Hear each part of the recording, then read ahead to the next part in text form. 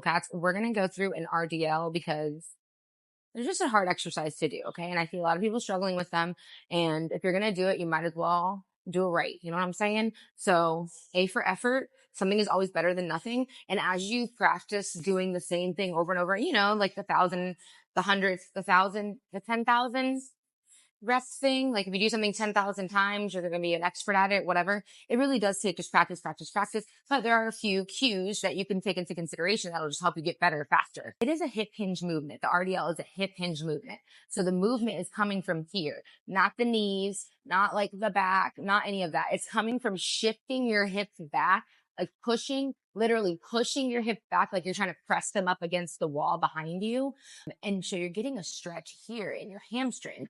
But the more you bend your knees, and we'll get into this, the more your glutes are going to turn on. Okay. It's still not a knee bend though. I think that's where it gets confusing because it's like, it's a hip hinge movement, but make sure you bend your knees if you want more glute activation. So yeah, obviously that gets a little confusing. The difference is that yes, you're bending your knees, but you're not squatting down back on your knees, right? So you are bending your knees, but you're still hinging forward.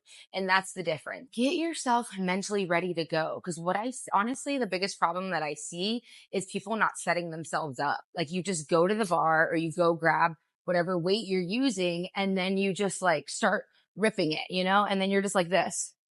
And you're like, I don't know why my back hurts. When I do that, I don't feel it anywhere. It's because you are yes, you're doing the movement-ish, but you're not engaging anything. You're just kind of moving your body through the motion. And there is a difference. Okay. So a couple things. Let's just go without any weight first. So remember, it's a hip hinge. So literally push your hip on your hip bones and push your hips back. Okay. So as you put your hips back, your chest remains upright. Okay. We don't want to be like falling down with it. Your chest remains upright, a nice flat back. So if you open your chest up and squeeze your shoulder blades together, relax them in the back, that's going to automatically keep you kind of upright instead of rounding over like this. Okay. So push your hips back, slight bend in those knees. And the trick to remember is as you come up, you're actually kind of think about like you're doing a hip thrust. Like you're hip thrusting the bar up to here and then you're done. Okay. So hinge back, soft bend in the knees for more glute. Now, if you want more hamstrings, you can keep your legs straighter, obviously. Knees are still unlocked, but your legs are straighter. And that's going to give you a more stretch in your hamstrings. Okay. But I'm talking about glute focused RDLs because nobody ever rapped about cool hamstrings. Okay. We want nice, big, juicy glutes and you know, big might be out of the question for me, but we're still going to do what we can with what we got. Okay. So hands on the hips, right?